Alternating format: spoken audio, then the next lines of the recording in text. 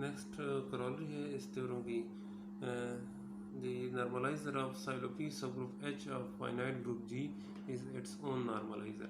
हमारे पास साइलोपी subgroup H का के नॉर्मलाइजर जो होता है वो नॉर्मलाइजर ऑफ एच के बराबर होता है। सही है, normalizer of H is equal to normalizer of H. Clearly normalizer of H is a subgroup of G. Normalizer of H जो है वो जी का सब ग्रुप होता है और H is a Sylow p subgroup of जी। और ये गिवन है कि एच जो है जी का साइलोपी सब ग्रुप है सच दैट हम इसको इस तरह लिख सकते हैं कि normaliser of H is content in normalizer of H is subset of normaliser of H.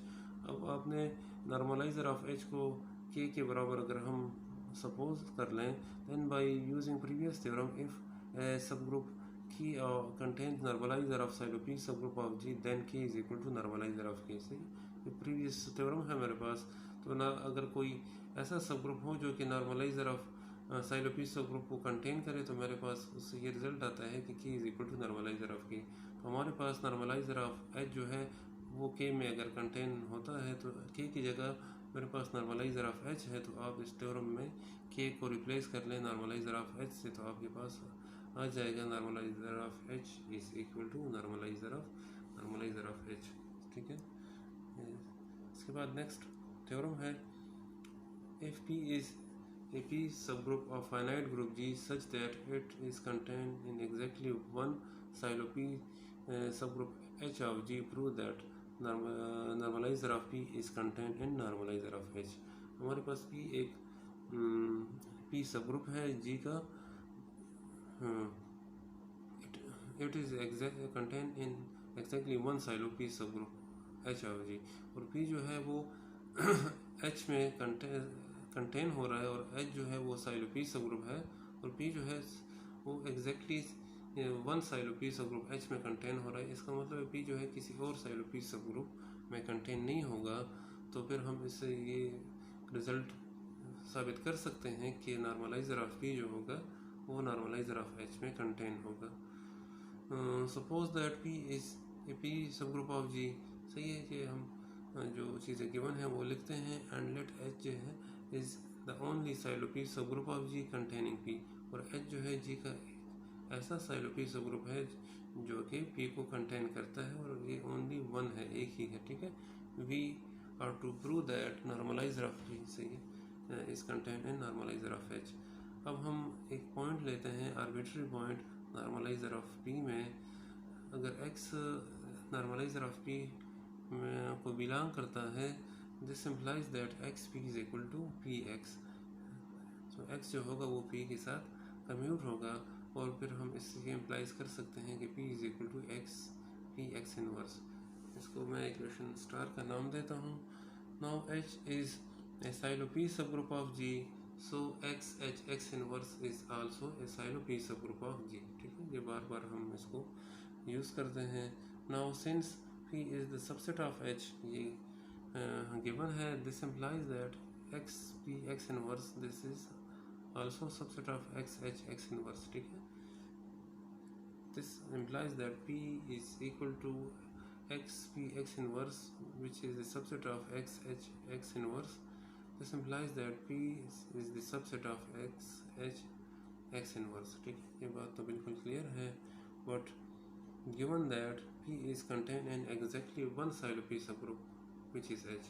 जैसा कि हाइपोथेसिस में ये चीज़ गिवन है कि P जो है वो exactly one साइलोपी सबग्रुप में कंटेन होता है, लेकिन हमारे पास तो P is also contained in X H X inverse, ये भी एक साइलोपी सबग्रुप है।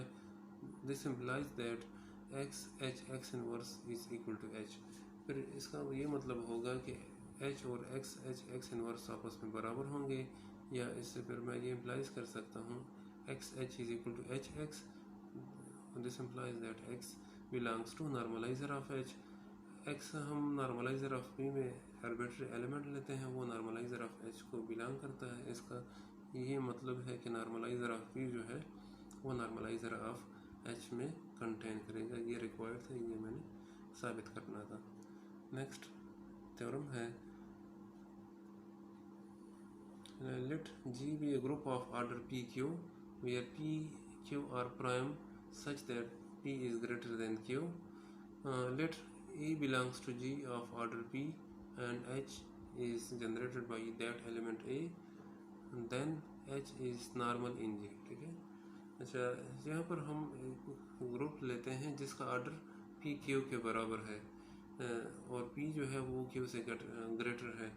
जैसा कि अगर हम एक ग्रुप लेते हैं ऑफ ऑर्डर 6, तो उसको हम अगर प्राइम के मल्टीपल के फॉर्म में लिखें तो उसको हम लिख सकते हैं 6 is equal to 3.2 where 3 is greater than 2। सही है।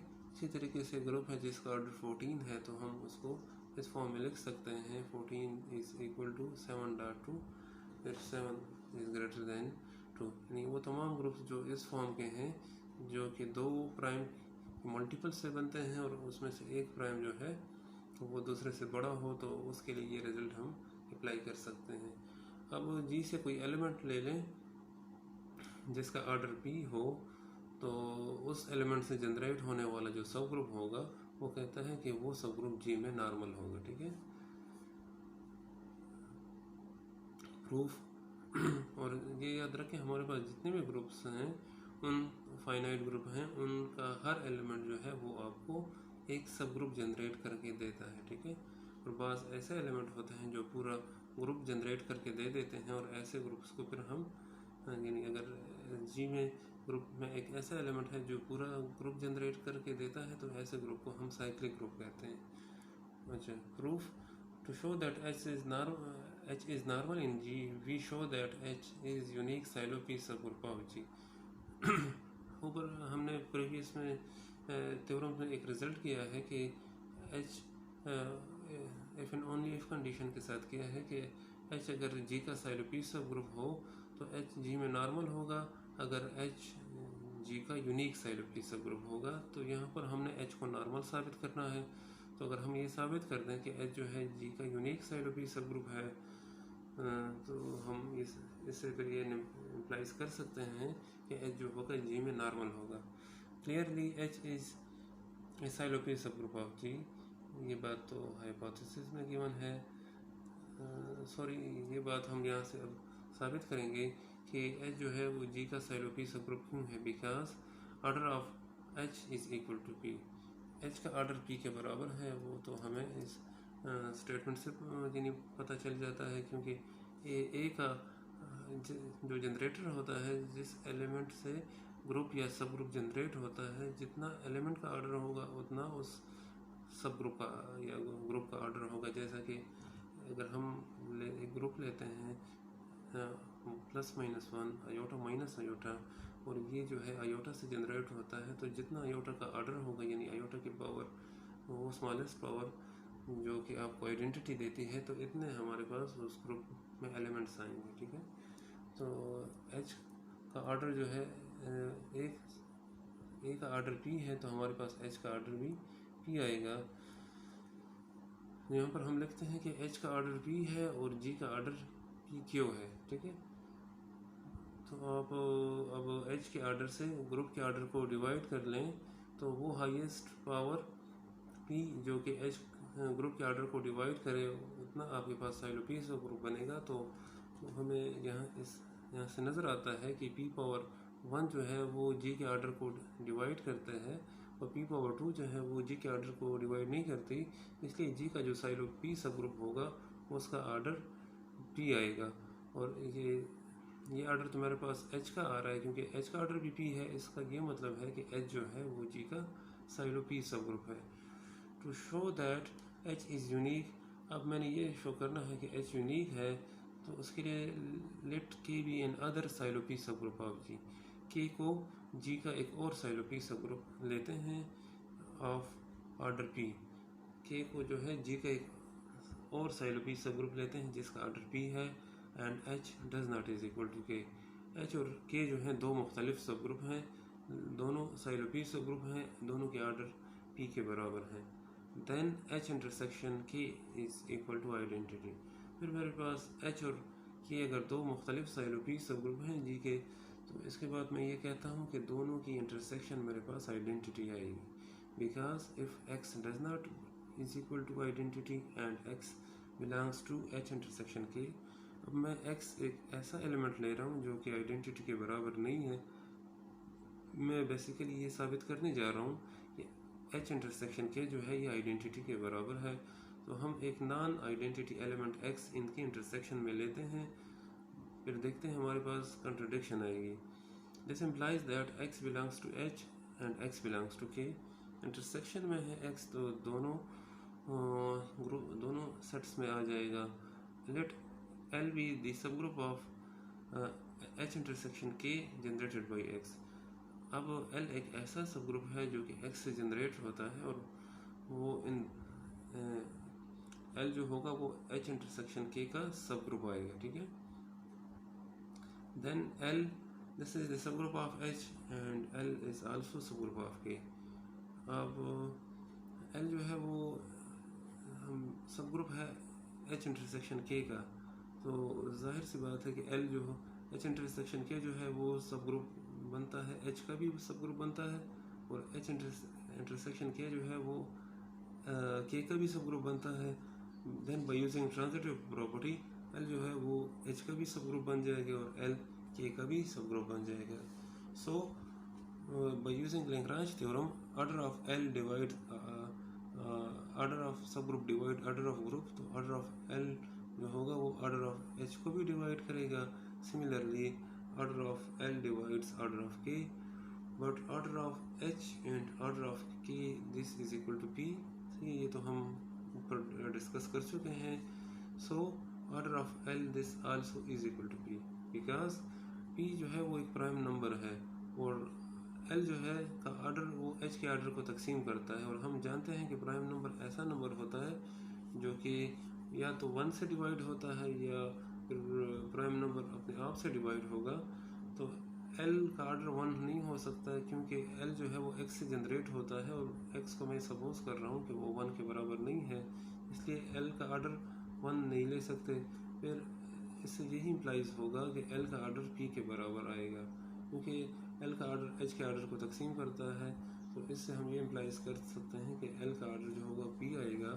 Therefore L is equal to h is equal to k। तो फिर मेरे पास L h के बराबर भी आएगा, L k के बराबर भी आएगा। क्यों? क्योंकि L जो है G का सब ग्रुप है, L k का सब ग्रुप है और दोनों में एलिमेंट्स की तादाद बराबर है। तो इसका तो यही मतलब है कि ये दोनों आपस में इक्वल है। सी तो हमारे पास L h के बराबर भी आ जाएगा, L k के बराबर भी आ जाएगा। इसका मतलब है h और k आपस में बराबर आ जाएंगी, which is contradiction to the fact that h does not is equal to k। ये कंट्रडिक्शन क्यों आई है?